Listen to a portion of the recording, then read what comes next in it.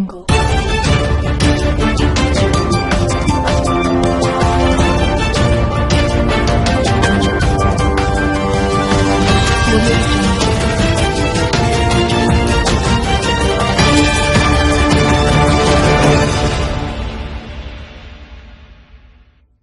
Today. Well, hi, Elijah. Good to talk to you again. All right. Now, the first topic I'd like to discuss is the stock markets globally. It seems like are in a downtrend that we haven't seen for a while. You posted about this. Did you want to share your perspective on what is happening right now in the United States? We're seeing the Dow is hitting a low we haven't seen since July. Well, my take on the stock markets is that it's about time. Most major equity markets got overvalued in general terms in like 2015. And ever since, you could say that we've been living on borrowed time, literally, because we've been propping up the world's stock markets and most other asset price categories by borrowing new money. You know, the central banks of the world are creating huge amounts of new currency and dumping it out into the market, and corporations are borrowing huge amounts of money to buy back their own stock. And that's been pushing up asset prices. And it's allowed stock prices in the U.S., at least, to reach levels in terms of valuation that are comparable to like 1999, 2000, which is this iconically overvalued market when we had the tech stock bubble. Well, we're kind of back there again in a lot of valuation measures. So that creates huge air pockets under the prices of a lot of these stocks. And it was inevitable that they were going to drop hard. And so we're seeing that lately with huge volatility, followed by volatility mostly to the downside, where you get 15, 20, 25% declines in a lot of these stocks. And on the one hand, it's just inevitable with prices being what they are. And on the other hand, it's potentially a systemic risk, because we are so highly leveraged in the global financial system. There are so many derivatives and there's so much debt that is premised on high asset prices going forward, that you take that away. You know, you make asset prices go down, or allow asset prices to go down to their intrinsic values, and you blow up an awful lot of bets out there. And that's what central banks are worried about. They know the numbers as well as anybody else. You know, they want to normalize interest rates to give themselves ammunition to cut interest rates next time we have a recession. But they understand that there's a huge risk in that.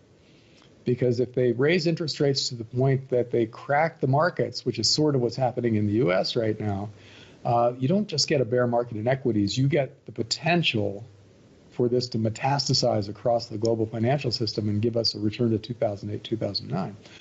We'll see how they respond to that. We can't know that at the moment. But that's really the big story out there, is what are the central banks going to do if this kind of volatility continues? Definitely. And the idea is that they can't really raise interest rates that much more, right? Mathematically, they can't, because it blows up everybody's budgets. You know, if you're a government and you've got a ton of short-term debt, which is to say every government, you know, they all have this problem.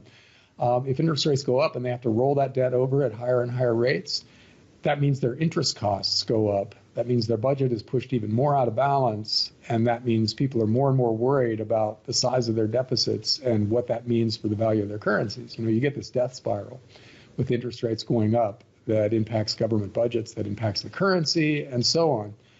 That's a big risk. That's a real thing that could happen if interest rates go up much from here. However, if they don't go up, you get a continuation of these debt bubbles with more and more misallocated capital, which is also a systemic risk. So they're stuck. You know, anything they do, something is going to. Definitely. And what is your anticipation of what gold will do during this crash we're seeing? Well, in 2008, stocks started to tank, the economy started to turn down, and gold plunged for like a month. And then it made a V bottom and really took off on one of the best runs it's ever had. So that's possible this time around too, where everything gets sold. People just panic out of any kind of an investment. They include gold in that and dump it, and its price goes down. Then the central bank comes back in and promises to bail us out of this by printing a lot of new money, and gold takes off. So we could see that pattern again.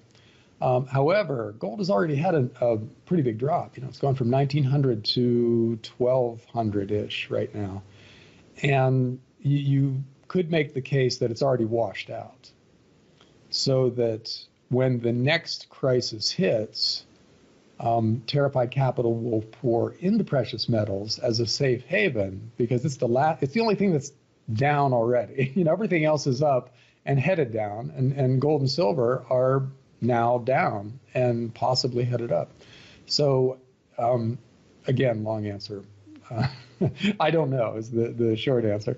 I think in the short run, we can't predict precious metals prices, but in the long run, it's a very, very safe prediction that they go up from here because of all the paper currency that's out there. All the fiat currency that exists in the world, if you add it all up, it dwarfs the precious metals markets right now. So if you wanted to go back to a gold standard with backing comparable to what we had in, say, 1910, which people at that time considered a great time for the global economy, you would have to, given the amount of gold that exists relative to the amount of paper, you would have to revalue gold to about $10,000 an ounce. So whether that is an explicit government decision or the market takes us there, that's the trajectory. Gold ought to go up from here on out because we have to begin the process of balancing all the increasingly worthless paper that's out there with something real to back our currencies. And historically, that's been gold. For the vast majority of semi-modern human history, we've been on a gold standard. It's only since 1971 that we completely went off of it. And that was only supposed to be temporary till we got our balance of payments issues in order under the Nixon administration in the early 70s. But as a lot of government decisions tend to be, they start out as temporary and then they become permanent when it turns out that it's nice for the politicians and their patrons to keep it permanent. So that's what we did. We went to a pure fiat currency, which is basically an unlimited credit card for the world's big governments, which they loved and they abused.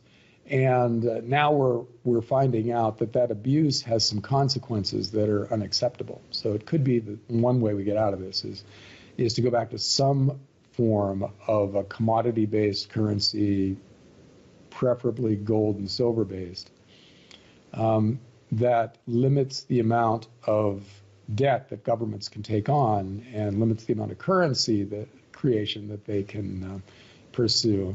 And in that way, avoids the gigantic crisis that we've got coming.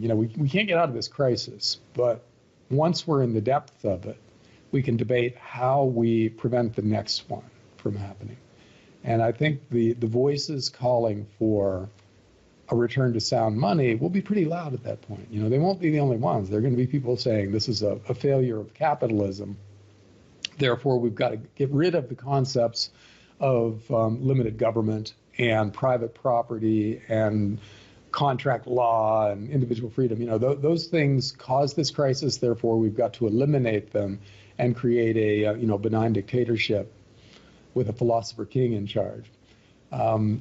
So it's not clear who wins that argument. But I think that along the way, Terrified Capital will be flowing into precious metals regardless. So gold and silver at this point, even if they have a short, sharp drop when the economy really starts to demonstrably slow down, I think there's still the right place to be over the next decade. And that's really what our investment time frame ought to be. You can't predict what's going to happen this month, this week, this year, but you can see the broad forces that are at work and predict with some accuracy what direction they'll take the world.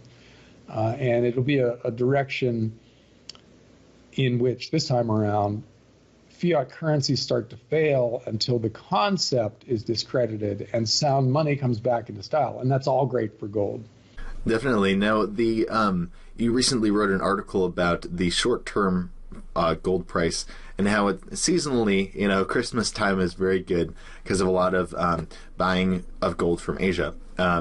Now, so what do you anticipate happening to gold? And also, how will this impact the mining stocks? Because you put a really amazing chart about a mining stock that really rose last year during the seasonal buying.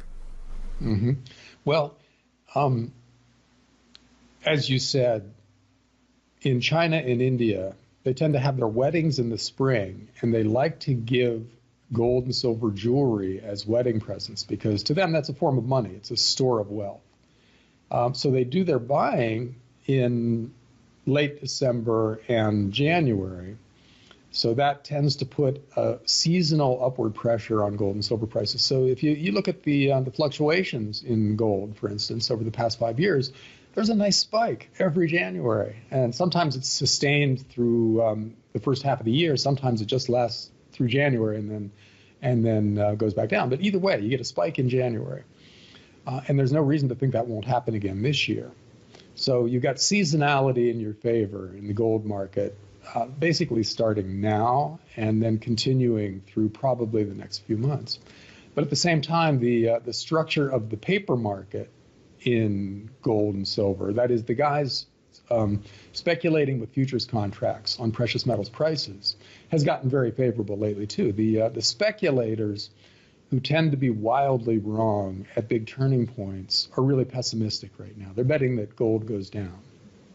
Since they're wrong, there's a decent chance, historically, that gold goes up just because of that. Same thing with silver. So you have these two things. The paper markets are structured very bullishly for gold and silver, and you got seasonality, which is almost always pretty good for gold and silver over the next couple of months, happening at the same time. Which implies that we'll have something like 2016, which is the last time this happened, which was a really nice run for gold and silver. And, as you mentioned, a great run for a lot of these gold and silver miners that are really beaten down.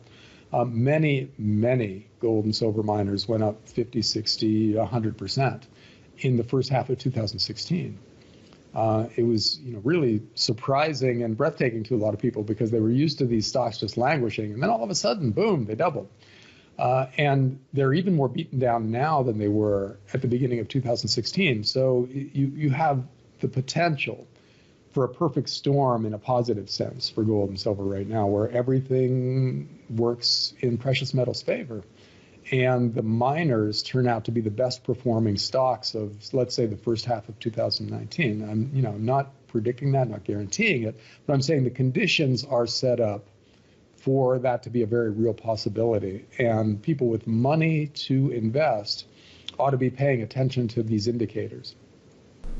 All right. Well, John Rubino, thank you so much for your time today. Before we let you go, did you want to share with the viewers any last thoughts you had and where they can find you? Well, I run dollarcollapse.com, which is a continuously updated news aggregation / blog site that talks about a lot of this stuff. So the idea is show up in the morning, read the headlines, check out some of the articles that are listed there, and you're pretty much up to speed on the dark side of the global financial system. And that's it. Thanks, Elijah.